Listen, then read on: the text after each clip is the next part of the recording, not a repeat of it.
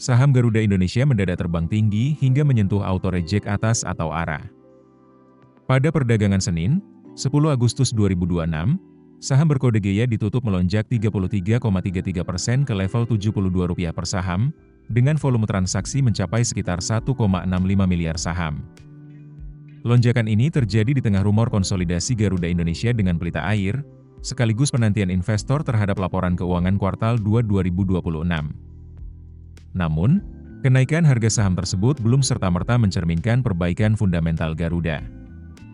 Head of Research Kium Sekuritas Indonesia, Liza Camelia Suryanata, menilai penguatan GEA lebih mencerminkan spekulasi pasar terhadap wacana merger yang hingga kini belum memiliki bentuk transaksi final. Manajemen Garuda memang telah mengonfirmasi adanya pembahasan konsolidasi dengan pelita air. Namun, mekanisme dan struktur transaksinya masih belum diputuskan. Di saat yang sama, laporan keuangan kuartal 2 2026 Garuda juga masih dalam proses audit. Jika melihat kinerja terakhir, tekanan Garuda belum sepenuhnya hilang.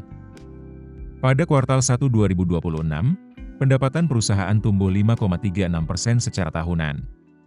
Namun, Garuda masih membukukan rugi bersih 47,72 juta dolar Amerika Serikat, meski kerugian tersebut menyusut lebih dari 46% dibandingkan tahun sebelumnya. Ekuitas memang telah kembali positif sekitar 91,9 juta dolar Amerika Serikat, setelah Garuda mendapatkan suntikan dana melalui private placement senilai Rp23,67 triliun pada akhir 2025. Namun, total liabilitas Garuda masih mencapai sekitar 7,34 miliar dolar Amerika Serikat pada 2025.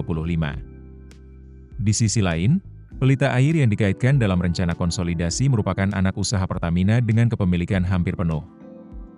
Pelita air mencatat laba 5,9 juta dolar Amerika Serikat pada 2024, setelah sebelumnya mengalami kerugian. Karena itu, pertanyaan investor bukan hanya apakah Garuda dan pelita air akan bergabung. Yang jauh lebih penting adalah, siapa yang menjadi entitas penerus, berapa valuasi pelita air, dan bagaimana nasib liabilitas selama Garuda? Menurut Liza, risiko juga perlu diperhatikan jika konsolidasi melibatkan skema seperti cross guarantee, cash pooling, atau kewajiban pembagian dividen yang besar.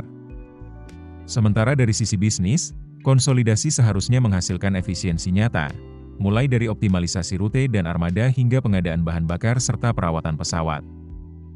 Jika tidak, merger justru berisiko sekadar memindahkan beban tanpa menyelesaikan masalah utama Garuda. Inilah sebabnya kenaikan GEA hingga ARA belum bisa dianggap sebagai validasi fundamental. Pasar kini menunggu dua hal, kejelasan struktur konsolidasi dan laporan keuangan kuartal 2 2026. Sebab, tanpa restrukturisasi dan perbaikan model bisnis yang terukur, rally saham Garuda saat ini masih lebih banyak bertumpu pada ekspektasi dan spekulasi, bukan pada pemulihan kinerja yang berkelanjutan. Download aplikasi Kontan sekarang di App Store atau Play Store.